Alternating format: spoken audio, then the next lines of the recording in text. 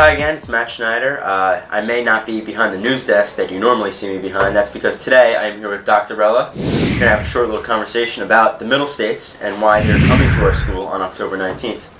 So, Dr. Rella. Morning. Good morning, how are you? Good. The Middle States.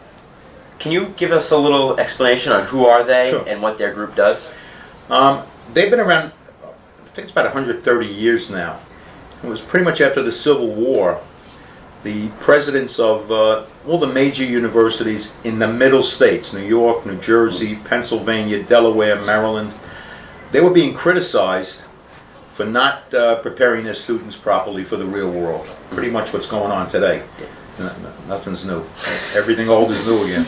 And they got together and they said, we need to do this in a disciplined fashion. We can't just keep responding or reacting to the next bad news story.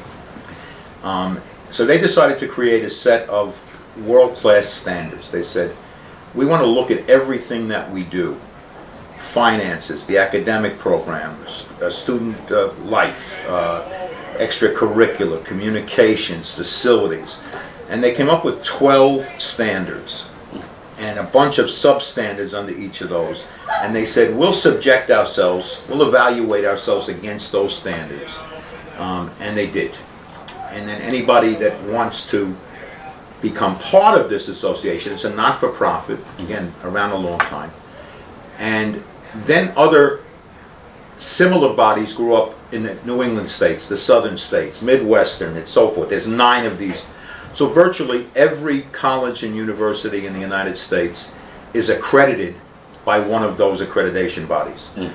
Because we live in New York, it's the Middle States. And I think they're the oldest. They were the first. So if you take a look at the education scene in New York State over the past 5 years, the message has been a bad one for education, public education. You know, you're failing your students, you're not getting the job done. We're going to evaluate you on standardized tests. Just a crazy collection of things that haven't worked. I got tired of that message over and over and over and over again. It reminds me of what happens in a schoolyard with second graders. You stink. No, I don't. Yes, I do. No, I don't. Back and forth. Yes, enough. And there's a program called Mad Men, which I've never watched, but a person I work with does it. It's a pretty good show. One of the guys in the show had used the phrase, if you don't like what's being said, change the conversation. Well, I didn't like what was being said, so we changed the conversation. We did a bunch of things. But one of the things we did was to apply for accreditation, because Middle States will also accredit schools, and not just secondary schools. Although most public school districts don't go for Middle States accreditation because they have the connection to the state. Again, I was looking for something beyond the state, something better than what the state was offering, which was a package of ineffective programs, really. Standards, curriculum, assessments, evaluation. They're worthless. Middle States seemed to be the place. It took us 6 months. We applied and it took 6 months to be accepted as a candidate. And we went further. Normally when a parochial school, a non-public school does it, it's the high school that gets it, or maybe one of the schools within the district. We decided go all out. So all 6 schools. We were accepted as a candidate. We went through a 2-year self-study, of which I could not have anything to do with, because I would influence the process. And we're just ending that now. We had to submit a tremendous amount of material to them. Now they send out a team of people. 8 people are going to be here Sunday through Thursday of next week. And they're going to visit all the schools. And remember those 12 standards and a bunch of substandards? We have to provide evidence to each one of the substandards here's what we're doing to meet that standard. And there's a binder like that and a ton of stuff on Google Drive. They're going to come look at every piece of evidence and then eyeball every school. They're going to spend a day at the high school, a day at the middle school, and a half day at each of the 4 elementary schools. And they'll split up because they're only going to be here for 4 days effectively, Monday through Thursday. So that's the big deal. They're coming to, it's time for them to validate or verify what we're saying. So which leads me to my next question. You've mentioned very briefly on the Mad Men reference, if you don't like the conversation, change it. What was the turning point? When did you decide Comsewogue needs or should be accredited by this group? It was really probably about 3 years ago. This is my 7th year as superintendent. And those first 3 years is when the whole Common Core testing regimen came into the elementary schools. Massive numbers of students failing. Prior to the introduction of this new reform, if you want to call it that, about 90% of our students were meeting the standard, getting 3 out of, at least a 3. 1 to 4 is the scale.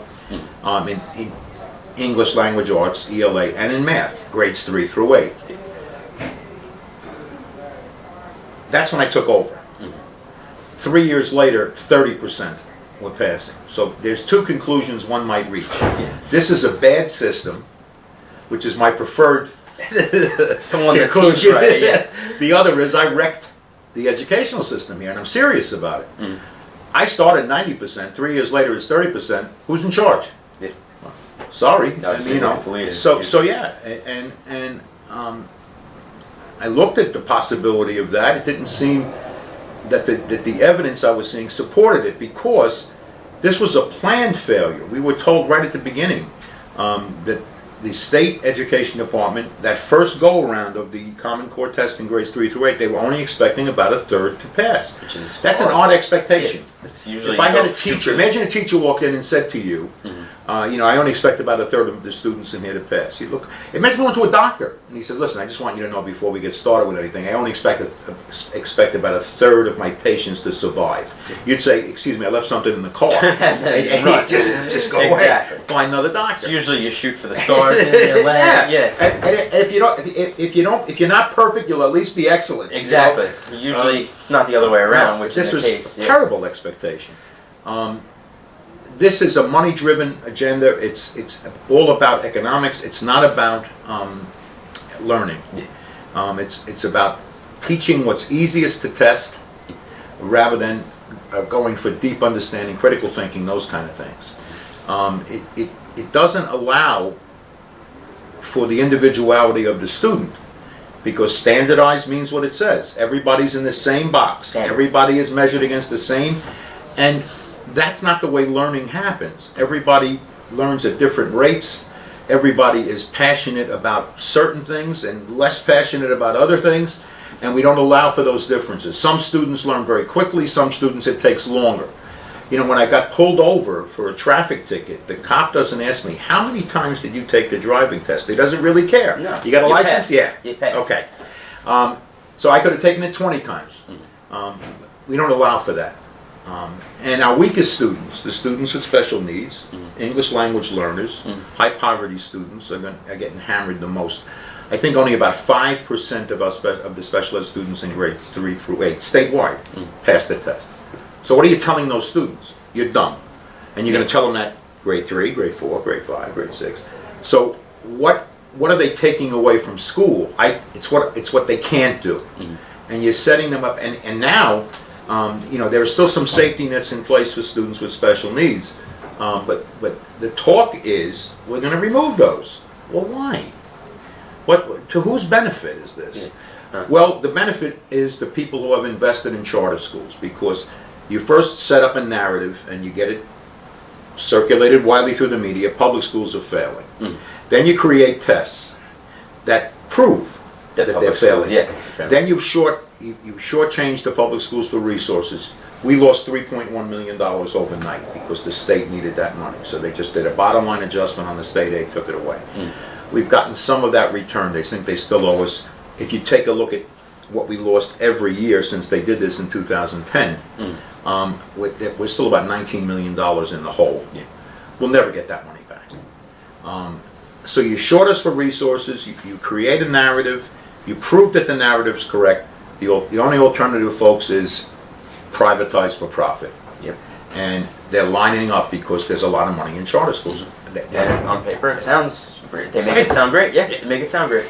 You know, this is an old method that governments have used throughout history. There's a philosopher named Hegel, Hegel, and Hegel's dialectic is, you know, you've heard about it. You have a synthesis, you have a thesis, an antithesis, the antithesis, and we always compromise through a synthesis. We compromise and we compromise. The only way to stop that, so the thesis is public schools are failing. No, they're not. Well, we'll figure out a way. We'll figure out a way to kind of make them better. We haven't agreed that this is true in the first place. It's a manufactured crisis. Think about the war in Iraq.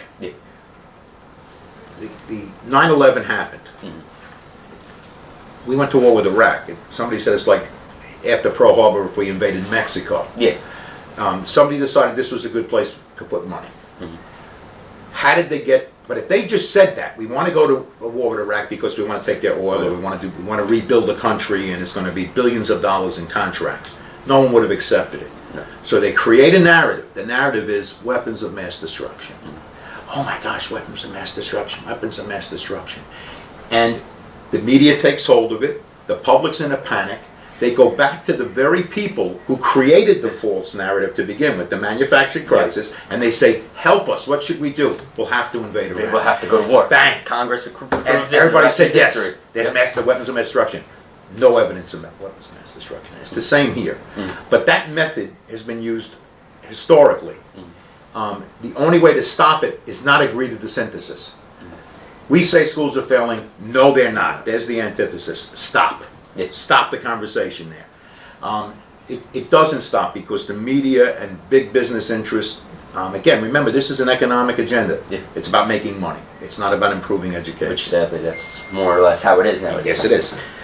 So my next question is, they're going to come, these Middle States group, and they're going to want to watch, and they're going to want to see evidence of some of these substandards that you specified earlier on in the conversation. Can you get into some detail about what Comsewogue has done? Yeah, I mean, Comsewogue, past and present. this was one piece of changing the conversation.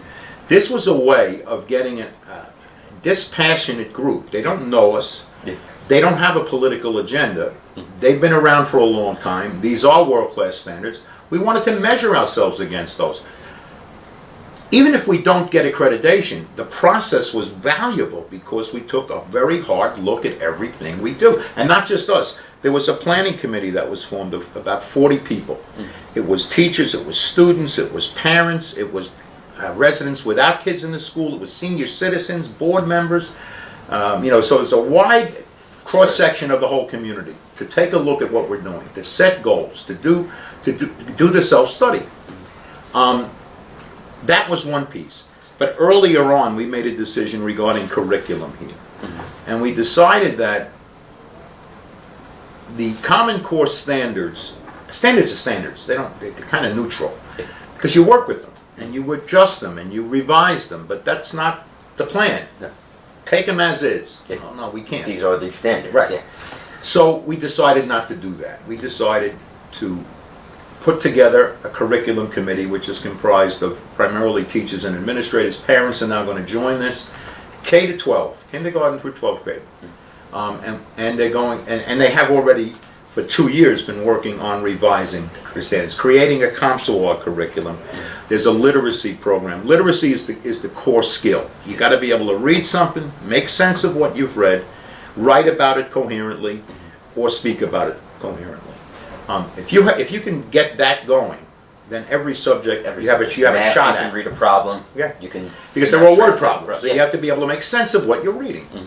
The literacy program, I guess this is the second year of really putting it together. They were working on it prior to that, but this past year, over 100 teachers from kindergarten through 8th grade have been involved in writing this thing. Parents, as I say, are going to get involved in it because their voices are important to be heard. It's going to now come to the high school this year, so it'll be K to 12. We have programs for our English language learners. The state, we got a bunch of probably 40 or 50 undocumented kids coming from South America, Central America. And the state gave us no guidance. They came in the week before Labor Day. They're starting the day after Labor Day. We created a new common curriculum here. Yeah. We have a SIOP program, which is a sheltered instructional operational protocol. That's what SIOP means. I really don't know what that means, but what it is similar to what used to be the inclusion model in special ed. You have a subject area teacher, and then you have a special ed teacher, or in this case, an ESL teacher. Yeah. And our students in that program are succeeding tremendously, both in learning English and mastering the subject material. Imagine going to a foreign country, go to China now, and say, okay, in 3 years you got to take a Chinese exam of Regents. You say, I can't even find my way around the block. Never mind. That's what kids are faced with who come. It takes about 7 years to acquire a new language. We've compressed that. Yeah. It's more immersion. Which I think is the most effective way. They say the key to learning a language is being around it, not just reading it. You gotta be talking involved. it. You gotta struggle with it. You gotta work through it. With other kids. That program. The biggest thing that we're looking at is finding the best practices in every area, in every subject, the best standards, the best curriculum, and our teachers are creating some of that. They're sharing that with teachers from other districts and around the country because it's easy to do now. One of the cornerstones of the change here was the whole Chromebook initiative at the high school. It's not a substitute for teaching. It's a resource. It's like a textbook that you can have to learn anything and do anything on it. Yeah. Right. So that's worked. It's worked really, really well. We haven't spent a dime on buying digital textbooks because they're thieves. And so they'll say, look, it's only $50 for this, and you say, wow, it cost me $150 to buy a paper textbook. They don't tell you that $50 has got to be given out every year, and if the useful life, let's say, is 5 years of a paper textbook at $150, this is going to cost me $250. Exactly, and then you realize that the internet is the world's largest textbook and it's free. Yeah. So they're pulling in a lot of stuff. Again, working with teachers across the country. There are whole websites. CK12 is one of them, and it's teachers who have created materials for every subject, every part of every subject, and you work on it, you upload your contribution, and it's shared constantly. That's been going on, and that's been very, very successful. We hosted a symposium, I think it was last year, with about 100 districts from around the tri-state area, and our students were the ones who were teaching the teachers and the superintendents that were there and the directors of technology that were there, because they're doing the work. Exactly. So, those kind of initiatives, we're a Google Site school. Everybody's yelling about, be careful, you're going to steal all your data. But what data do we have that you're going to steal from it? My email address from Comsewogue High School. Yeah. But there's always everybody's it's going to be. You can any kind of progress has a price. And you can fly like a bird in a plane, but the clouds will lose their wonder that comes from play, and the clouds, the birds will lose their wonder, and the clouds will smell of gasoline. Yeah. But that's the price you pay for it. We're careful with it, but it's a tremendous resource. That's backing down right to kindergarten. Kindergarten kids are doing basic coding. They're animating stick figures and doing other things. The whole problem-based, project-based, inquiry-based learning, the consortium model at the high school. You have 2 sections of students here doing it. It's also being brought down appropriately to the lower level, so kids will learn that vocabulary. This is a more effective way of learning. The whole notion, really, that I guess one of the philosophical underpinnings of this, there was a man named Jerome Brunner, and I read the quote by him in 1970, and my head exploded when I read it because it was that important. He said, any subject can be taught effectively in some intellectually honest form to any child at any stage of development. So don't tell me the kindergartner can't learn nuclear physics. We have to figure out how to make them learn, and figure out how to break it into language they'll understand. That kind of opens up a whole world to everybody. It doesn't say except special ed kids, except English language learners. Just any kid. Any kid. Any child at any stage of development can learn any subject. Okay, and that, if you believe that, and I do, right down to my socks, then you have to behave accordingly. And you have to provide, so the limits that we put on things is the limits of our own creativity. It's not the student that's limited. Well, give me better kids and I'll get better results. You know, give me better parents and I'll get better results. You know, one of the former superintendents here was a close friend of mine, and he once said at a meeting, the parents of this district send us the best kids they have.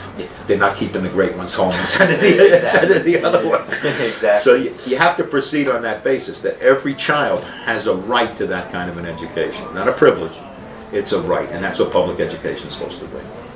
So it seems like this whole initiative to get accredited and the new curriculum is for the practicality of setting kids up to be more successful once they leave here, once they go to college, once they further their education, wherever they go.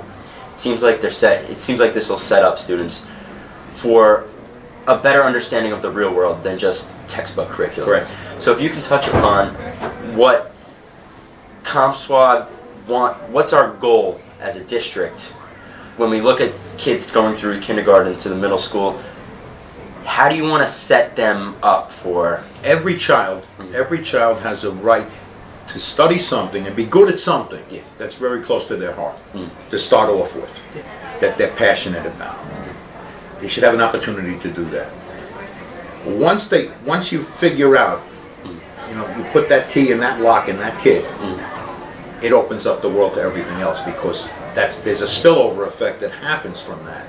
You don't start. Schools are very good at sorting. By the time a kid gets to probably third grade, they know where he or she stands. They know it. I'm smart, I'm dumb, I'm in the middle. Because we're good at sorting kids out. We're good at regimentation. If you take a look even at the structure of our classrooms, the structure of our day, it's all Industrial Revolution. It's the factory model. Bong, we don't ring a bell anymore, but there are kids in the hall right now. Every 40 minutes. To the next line. To the next station, the next station, the next station, the next station. And we run you around the building with 3-minute passing time. We give you lunch at 9:30 in the morning. And you don't rebel. Exactly. It's amazing. Yeah. But it's conditioning. Think about it. You start when a kid is in kindergarten. No, time to do this now. No, but I don't want to do that. I want to finish. I want to work more on this. No, sorry. Time to go. Time to go. That's an Industrial Revolution model.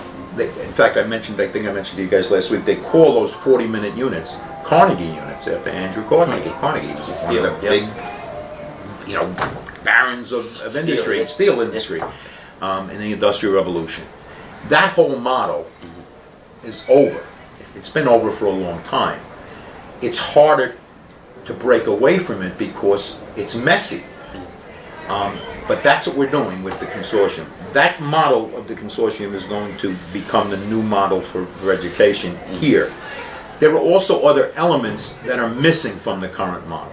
First of all, you know, the commissioner put together a panel of 130 teachers and parents and higher education people to review the current standards. What they weren't allowed to review was, are these standards appropriate at all? That couldn't be talked about. The absence of play, which is essential for children to learn. Essential, not just it's nice. That's the way children learn. The absence of play. And the whole idea, there was a third one.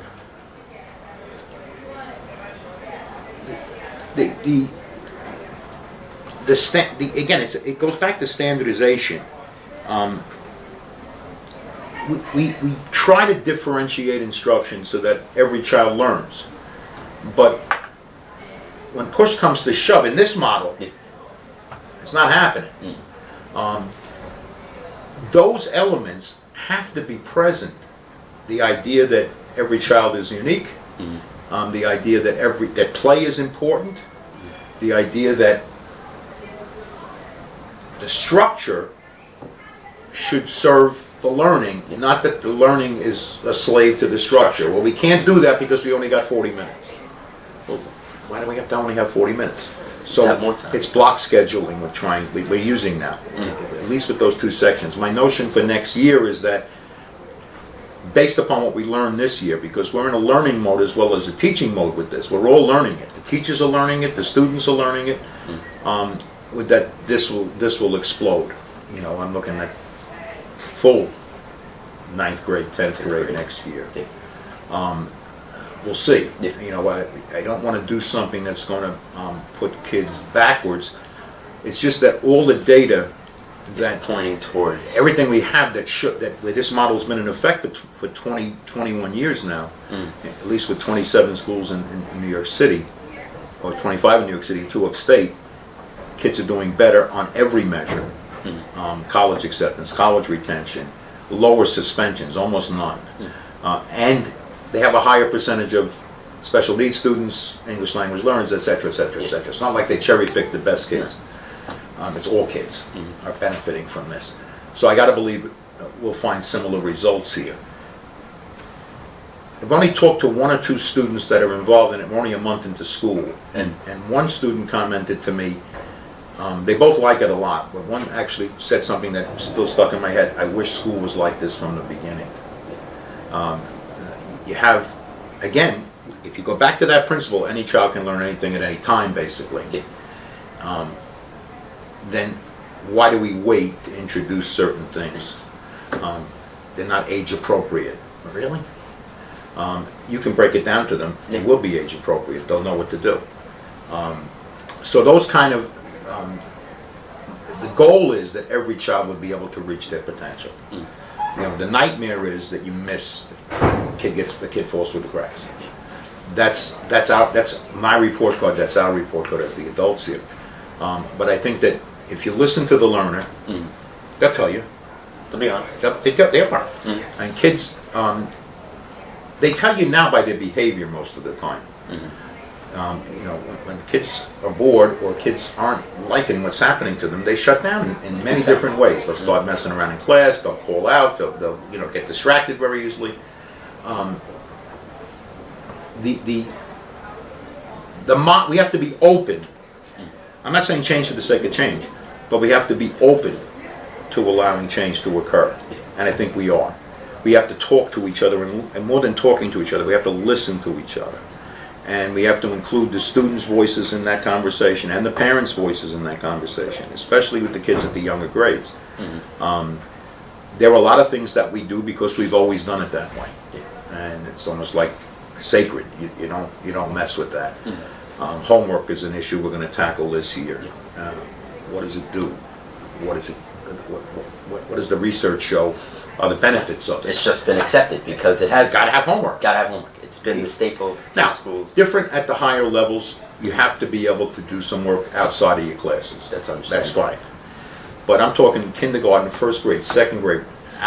People are not here because our message is after half an hour, close the books.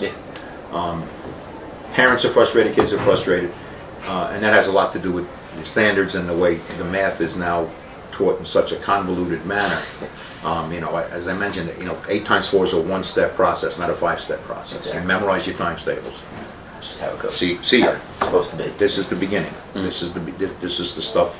Musicians play scales. You're not going to give a concert of scales. You're not going to show that you know something by reciting times tables. Exactly. But it enables you to move to that next level then and do math or do music. So that's the goal. The ultimate goal is that every child will reach his or her best potential, the best that they can be here. And it's very nebulous, I understand, but I don't know how else to phrase it. No, it makes sense. I don't have an expectation that 75% will reach their potential, or something crazy. What's the right number? 100% is the right number. And we continue working with children until they understand it. That's it. So that brings me to one of my final questions. Back on the track of the middle states, Right. and they're going to come in and they're going to decide whether to accredit a Comsewogue. What are the effects that an accreditation would have on the school and then on the community surrounding the school? It's a very good question. I think on the school, it's going to validate what we believe, that these things are important. It's a way of changing the conversation. When the state says to us, well, Comsewogue, you're not getting done. I don't know. These guys think we are. They've been around for a long time. You know, Columbia subjects itself to these standards. NYU does. Georgetown does. The Johns Hopkins, Penn State, all the major colleges and universities in the Middle States. And by extension, all the major colleges and universities in the United States. So it becomes more objective. It's not just, no, I'm not. Yes, you are. No, I'm not. I'm good. That's good for our teachers. That's good for our students to know. And it's a designation that when students do apply to colleges, the same colleges that are accredited by Middle States, they'll understand what the standard is here then. It's an objective standard. It's much more objective than just me saying, I think we're really good. For the community, it will have a dramatic effect on property values. Because when people come to look for a home, one of the first things they inquire about is the quality of the schools. So I can say, hey, we're really a great school district. Oh, by the way, we're accredited by the Middle States Association. You really are a good school district. Yeah. That doesn't happen by accident. It doesn't happen overnight. It's not just a paper and pencil test you have to pass. They got to come and see it for themselves. You open up your cornflakes box in the morning, and they're popping out of it, finding out what's going on here. Yeah. My goal is for them to see Comsewogue, see everything. Yeah. It's not like, you know, during World War II, the Red Cross would come to a prisoner of war camp. Everybody gets new pajamas and new blankets, and then as soon as the Red Cross leaves, they take them away. It's not a show. It's not. This should be yourselves. I want them to see who we are, day to day. This is what we do. This is who we are. Again, if we don't get it, and I have every reason to believe we will get it, but if we don't, the process was valuable in and of itself. To take a disciplined 2-year look at yourselves, to set some real goals, to see what our strengths are and where we need to improve. That's valuable. It's a real in-depth look in the mirror at ourselves, and that's always a good thing. That's all the time we have. For Matt Schneider and Dr. Rella saying stay well, stay safe, and stay classy, Comsewogue.